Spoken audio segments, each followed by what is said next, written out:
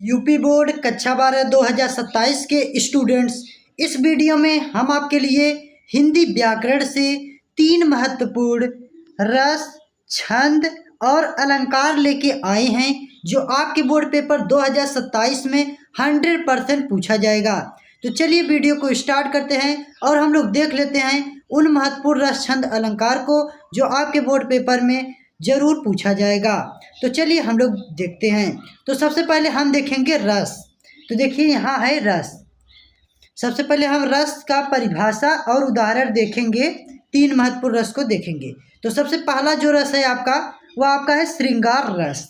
देख लीजिए आप, यह आपके बोर्ड पेपर में कई बार पूछा गया रस है जो श्रृंगार रस है। तो इसको हम लोग देख लेते हैं। तो देखिए श्रृंगार रस का जो परिभाषा हो जाएगा वह होगा जहाँ नायक और नायिका के प्रेम, सौंदर्य या मिलन विछोह का वर्णन होता है, वहाँ श्रृंगार रस होता है या वहाँ श्रृंगार रस कहलाता है। इस प्रकार से भी आप लिख सकते हैं। इसका अस्थाई भाव यानी जो श्रृंगार है, श्रृंगार रस है, इसका अस्थाई भाव रति, प्रेम होता है। यानी रति का अर्थ ही होता है प्रेम। तो श्रृंगार रस का अस्थाई भाव क्या है? रति है। इतना हो गया। एक बार फिर देख लीजिए, जहाँ नायक नायिका, नायक नायिका का अर्थ है प्रेमी प्रेमिका, हीरोइन हीरोइन और हीरो के प्रेम, सौंदर्य या, देखिए सौंदर्य मतलब सुंदरता, या मिलन विछोह का अर्थ है मिलना, विछोह मतलब बिछड़ना का वर्णन होता है, वह श्रृंगार रस होता है या कहलाता है। तो इस प्रकार से डिफिनेशन हो जाता है, परिभाषा हो जाता है श्रृंगार रस का। अब देखिए इसका जो उदाहरण है, यहाँ उदाहरण दिया हुआ है। उदाहरण है, मेरे तो गिरधर गोपाल दूसरा न कोई, जाके सिर मोर मुकुट मेरे पति सोई। तो इस प्रकार से श्रृंगार रस का उदाहरण हो जाता है। श्रृंगार रस का एक और उदाहरण है, इसको भी आपको याद रख लेना है। उदाहरण है, बतरस लालच लाल की मुरली धरे लुकाए, सब करे भवने हंसे दैन करे नट जाए। तो इस प्रकार से क्या हो जाता है? उदाहरण हो जाता है श्रृंगार रस का दूसरा। तो इतना हो गया श्रृंगार रस। अब आइए हम लोग इसके आगे देखते हैं अगला रस जो आपके लिए महत्वपूर्ण है। तो देखिए जो अगला रस आपका है, यहाँ अगला रस है आपका हास्य रस। दूसरा रस है हास्य रस। तो देखिए हास्य रस का परिभाषा हो जाएगा, किसी व्यक्ति की अजीब वेशभूषा, वाणी और चेष्टा को देखकर मन में जो हंसी का भाव उत्पन्न होता है वहाँ हास्य रस होता है। यानी वहाँ हास्य रस होता है या हास्य रस कहलाता है, हास्य रस कहा जाता है। इस प्रकार से आप लिख सकते हैं। इसका अस्थाई भाव क्या होगा? हास होगा। हास मतलब खुशी, आनंद, यानी हास्य रस का अस्थाई भाव क्या होगा? हास होगा। तो इतना देखिए। एक देखिए किसी व्यक्ति की, यानी कोई इंसान हो, कोई व्यक्ति हो, कोई इंसान हो, जिस देखिए कोई व्यक्ति का अजीब वेशभूषा, वेशभूषा का अर्थ होता है पहनावा। यानी जिस प्रकार से आप लोग देखते होंगे जो जोकर होता है मजाकिया, वह अजीब ढंग से कपड़े पहना होता है, तो उसी को अजीब वेशभूषा कहते हैं। तो अजीब वेशभूषा, वाणी या उसकी आवाज़, वाणी को देखकर या सुनकर, चेष्टा को देखकर मन में जो हंसी का भाव उत्पन्न मतलब पैदा होता है, वहाँ हास्य रस कहलाता है। तो इस प्रकार से आप क्या कर सकते हैं? हास्य रस का परिभाषा, डिफिनेशन लिख सकते हैं। ये हो गया हास्य रस। अब देखिए इसका जो उदाहरण होगा, यहाँ उदाहरण है, शीश पर गंगा हंसे, भुजंगा हंसे भूसे को, दंतों को दिगंबर को पाहुन है कि कौन है। ये क्या है? उदाहरण है किसका? हास्य रस का। और हास्य रस का एक और उदाहरण है जो आपके लिए मतलब काफ़ी ज़्यादा महत्वपूर्ण है, इसको भी आपको याद रखना है। वह उदाहरण है, हंसी हंसी भाजे देख दुल्ह दिगंबर को, पाहुनी जे आवे हिमाचल की उछाह में। ये दोनों ही जो उदाहरण हैं ये शंकर जी के विवाह के अवसर के हैं। तो इस प्रकार से आपको क्या करना है? उदाहरण दोनों याद रखना है, ये आपके लिए महत्वपूर्ण है। तो इस प्रकार से आपका दूसरा हास्य रस हो जाता है। अब आइए हम लोग अगला रस देखते हैं। तो देखिए जो आपका ये अगला रस है, तीसरा है, वह आपका है वीर रस। देखिए यहाँ है, देखिए वीर रस है। इसका जो परिभाषा हो जाएगा, डिफिनेशन, वो आपका होगा, किसी वीरतापूर्ण कार्य, युद्ध या कठिनाई को देखकर मन में जो उत्साह का भाव जागृत होता है या उत्पन्न होता है वहाँ वीर रस होता है या वीर रस कहलाता है। इसका स्थायी भाव उत्साह होता है, यानी उत्साह।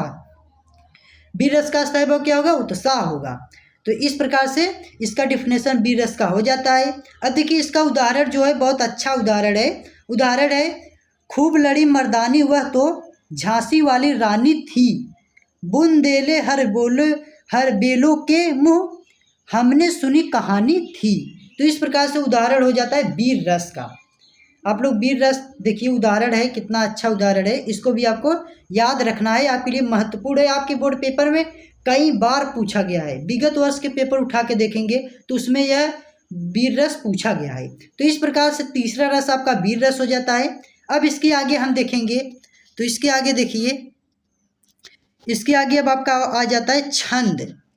ये आपके 3 महत्वपूर्ण रस थे। अब छंद हम देखेंगे तो देखिए छंद है आपका, छंद परिभाषा उदाहरण देखेंगे तो सबसे पहला आपका सोरठा छंद आ जाता है। सबसे पहले आपका सोरठा छंद आ जाता है। तो देखिए सोरठा छंद परिभाषा है, यह दोहे का ठीक उल्टा होता है। यानी जिस एक दोहा भी छंद है, ये जो सोरठा है ये दोहे का उल्टा होता है। तो ये दोहे का ठीक उल्टा होता है। इसके पहले और तीसरे चरण में 11 कितने 11 मात्राएं तथा दूसरे और चौथे में 13 मात्राएं होती हैं। यानी दूसरे और चौथे चरण में कितनी मात्राएं होती हैं?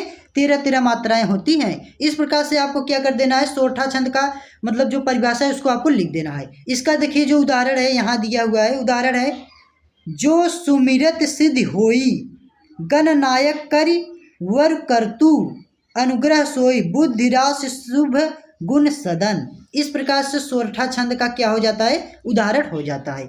अब देखिए इसके आगे आपका दूसरा उदाहरण आ जाता है, उदाहरण नहीं इसके आगे देखिए दूसरा छंद आपका है, उदाहरण एक ही इसका ठीक है, आप इसको याद कर सकते हैं। देखिए अब इसके आगे तो देखिए दोहा जो छंद है इसका परिभाषा हो जाएगा, यह एक अर्ध सममात्रिक छंद है। यानी जो दोहा है यह एक अर्ध सममात्रिक छंद है, यानी आधा मात्रा वाला छंद है। इसके पहले और तीसरे चरण में 13 मात्राएं, कितना 13 मात्राएं तथा दूसरे और चौथे चरण में 11 मात्राएं होती है। इस प्रकार से आपको परिभाषा लिख देना है दोहा छंद का। इसका उदाहरण है देखिए, रहीमन धागा प्रेम का मत तोड़ो चटकाए, टूटे तो फिर ना जुड़े गांठ पड़ जाए। कितना सिंपल और कितना अच्छा उदाहरण है दोहा छंद का, इसको आपको याद रख लेना है।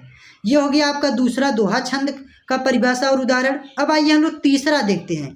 तो देखिए यहाँ तीसरा छंद आपका है चौपाई छंद। इसका परिभाषा हो जाएगा, यह एक सममात्रिक छंद है। यानी जो चौपाई छंद है ये एक सममात्रिक छंद है, यानी समान मात्रा इसमें है। यानी देखिए यहाँ 16 मात्रा है ना, ये समान मात्रा वाला छंद है। इसमें 4 चरण होते हैं। चौपाई में कितने चरण होते हैं? 4 चरण होते हैं। और प्रत्येक चरण में कितनी मात्राएं होती हैं? 16 मात्राएं होती है। इस प्रकार से आपको क्या कर देना है, चौपाई छंद का परिभाषा आपको लिख देना है। इतना हो गया। अब इसके नीचे देखिए चौपाई छंद का जो उदाहरण है बहुत सरल है। ये भी उदाहरण है, जय हनुमान ज्ञान गुण सागर, जय कपीस तिहु लोग उजागर, रामदूत अतुलित बल धामा, अंजनी पुत्र पवन सुत नामा। इस प्रकार से आपको चौपाई छंद का उदाहरण लिख देना है। तो इतना हो गया। अब आइए हम लोग इसके आगे देखते हैं। तो देखिए इसके आगे आपका अलंकार आ जाता है। 3 महत्वपूर्ण अलंकार जो आपके बोर्ड पेपर कई बार पूछे जाते हैं। तो अलंकार में सबसे पहला अलंकार आपका है देखिए यहाँ अनुप्रास अलंकार। अनु माने बार बार, प्रास माने रखना, तो बार बार आता है जो अनुप्रास है। तो देखिए अनुप्रास अलंकार, जहाँ एक ही वर्ण या अक्षर की आवृत्ति बार बार या एक से अधिक बार होती है वहाँ अनुप्रास अलंकार होता है। तो इस प्रकार से इसका परिभाषा हो जाता है। अब आइए हम लोग देखते हैं इसके उदाहरण को। तो उदाहरण देखिए है, चारुचंद की चंचल किरणें खेल रही थी जल थल में, स्वच्छ चांदनी बिछी हुई है अवनीत और तल में। तो इस प्रकार से उदाहरण हो जाता है अनुप्रास अलंकार का। अब आइए हम लोग इसके आगे अलंकार देखते हैं दूसरा। तो देखिए यहाँ दिया हुआ है दूसरा अलंकार आपका, दूसरा अलंकार है आपका देखिए यमक अलंकार। ये भी आपके बोर्ड पेपर में कई बार पूछा गया अलंकार है और ये आपके लिए महत्वपूर्ण है।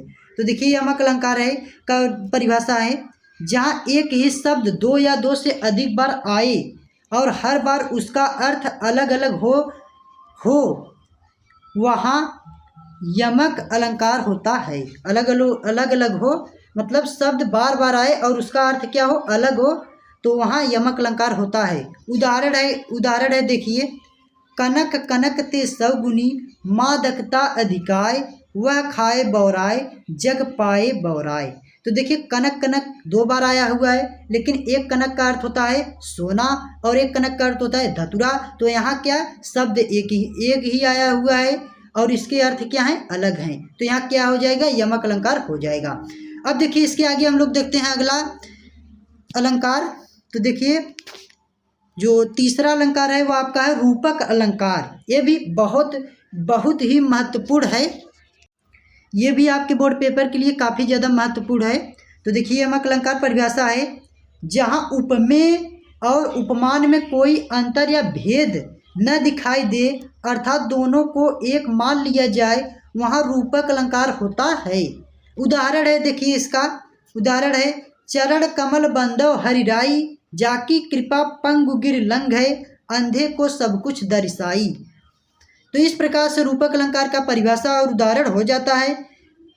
तो ये आपके बोर्ड पेपर में कई बार पूछा गया स्टूडेंट्स क्या है, मतलब जो परिभाषा और डिफिनेशन है आपके मतलब बोर्ड पेपर में कई बार पूछा गया है। तो इसको आपको याद रखना है, रूपक अलंकार काफ़ी ज़्यादा महत्वपूर्ण है। और ये रस छंद और अलंकार तीनों मिला के मतलब ये दो दो अंक में पूछे जाते हैं। तो इस प्रकार से कुल 6 अंक में पूछे जाते हैं।